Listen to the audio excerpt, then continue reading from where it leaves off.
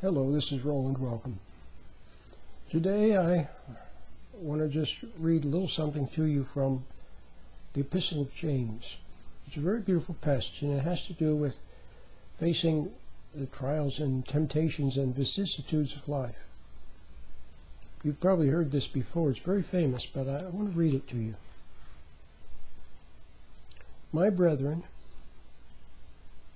count it all joy when you fall into divers temptations, knowing this, that the trying of your faith worketh patience. But let patience have her perfect work, that you may be perfect and whole, lacking nothing. So he's saying, count it a joy when you fall into various vicissitudes of life, because the trying of your faith worketh patience, and let patience have its perfect work, so that you may be whole and lacking nothing. So what he's saying is that if, like a man once said so cleverly, wish I had said it, he said, there can be no courage without danger. Okay, there has to be danger in order for there to be courage. There has to be hate so that you can express love. And the lion tamer needs the lion. See, you can't be a fearless lion tamer if you don't have a lion to practice on.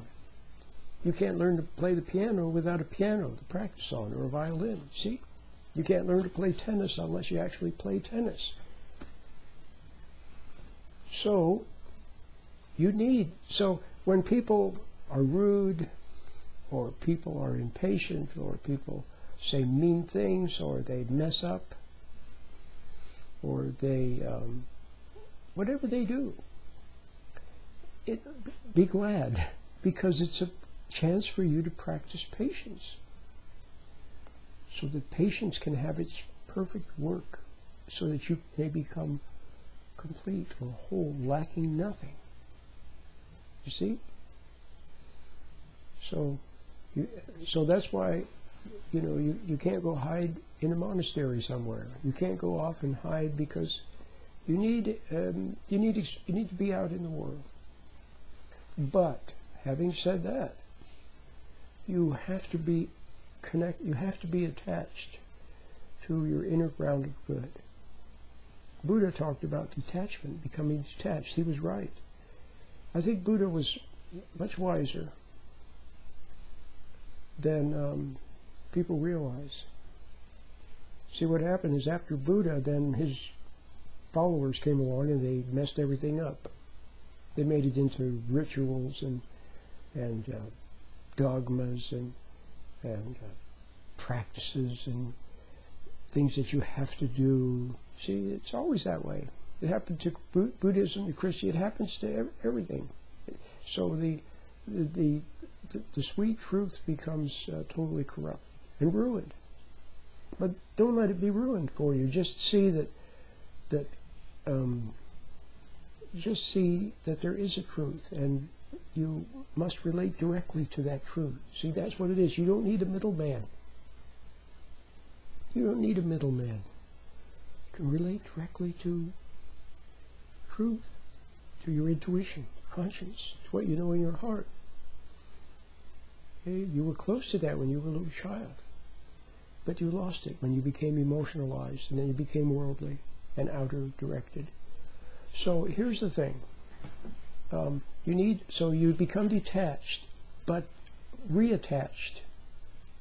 Detached from the world, but attached to your inner good, attached to your intuition, which means that you learn to trust your intuition instead of doubting it.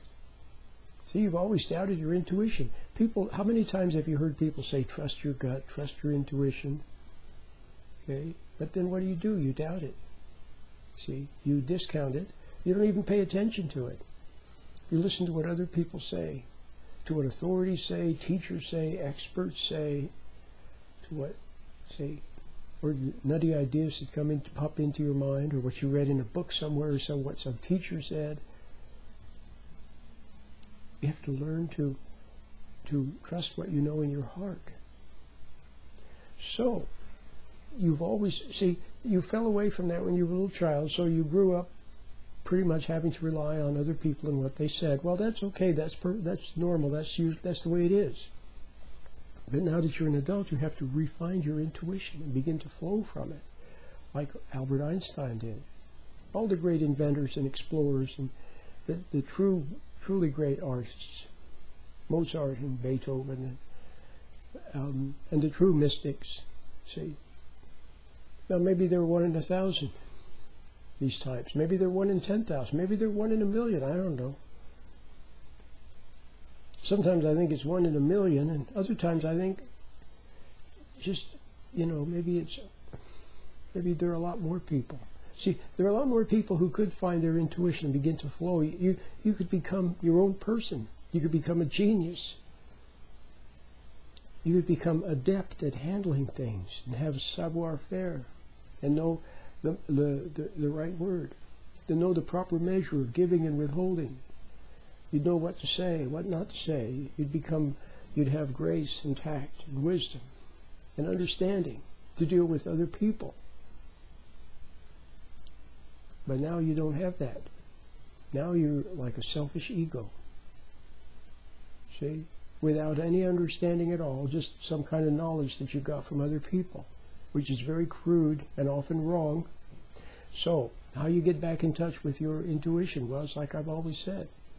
You can try the meditation that I have. The meditation that I have will help you. Secondly, you just simply have to see that you've become outer-directed and you're not your own person. You've been misled, and then you resented people for misleading you. Now you have to trust what you know in your heart again. So you have understanding, which comes to you in the moment. See? It comes to you wordlessly. See? So, then, but once you refine your intuition, you get my meditation, you learn how to find your intuition, flow from it. You learn how to be in the present instead of lost between your two ears. And you begin to look to your intuition in all things.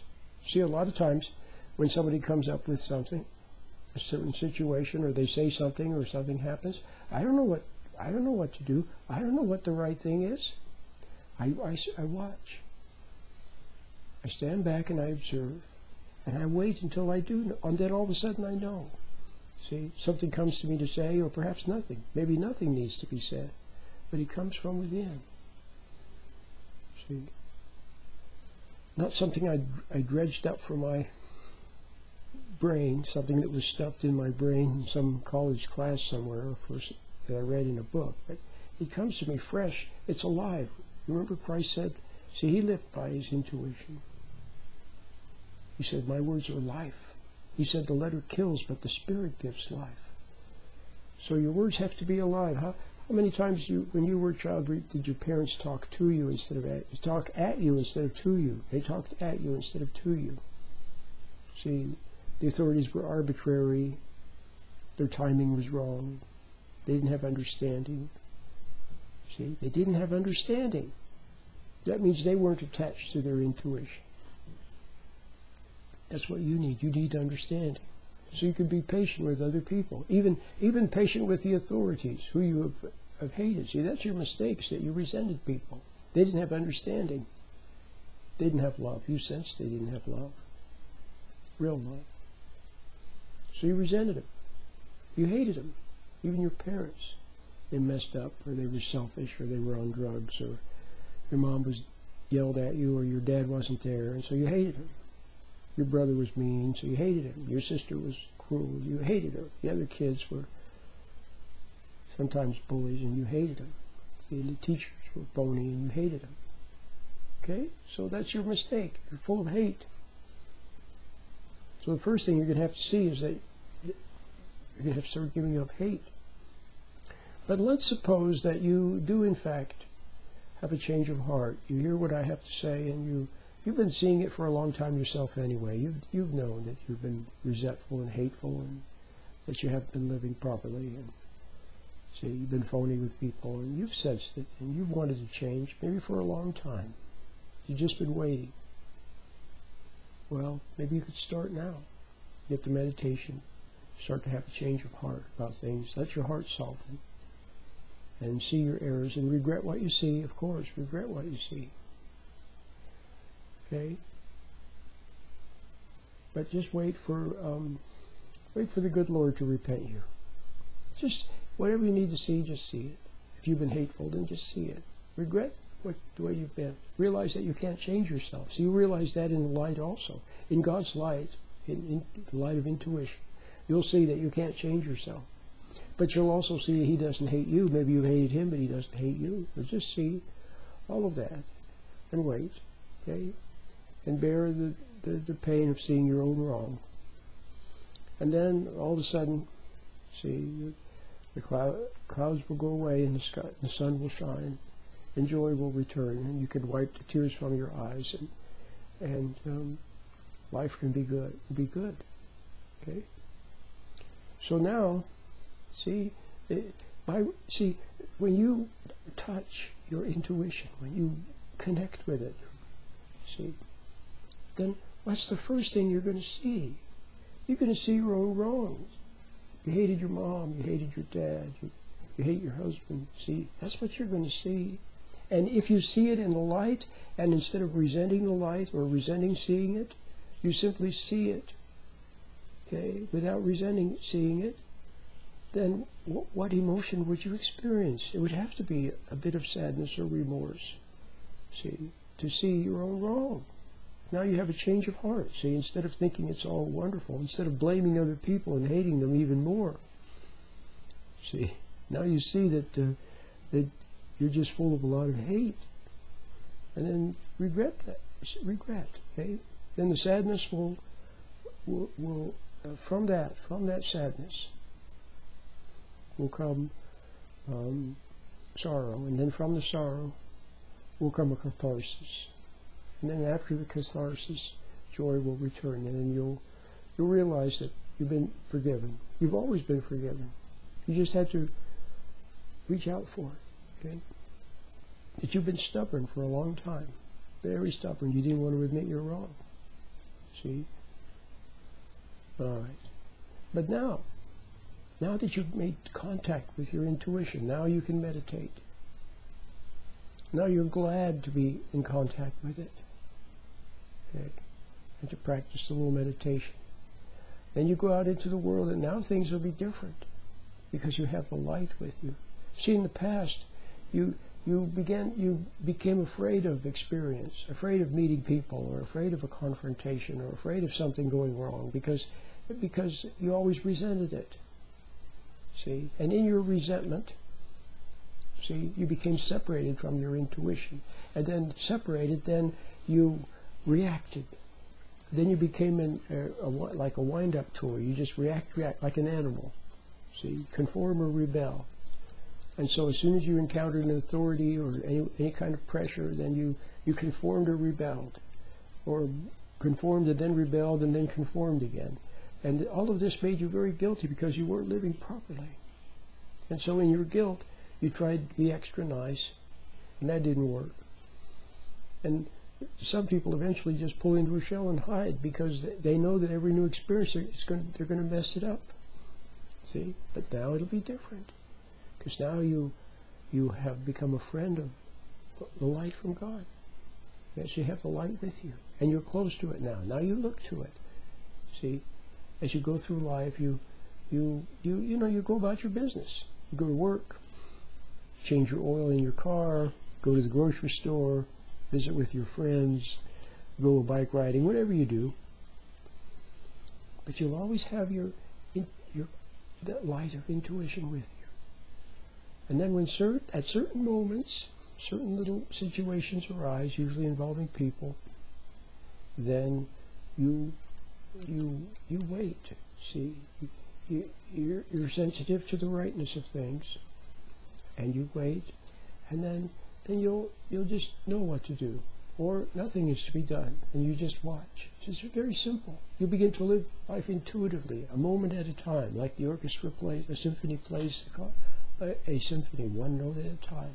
You'll be able to live one life at a time.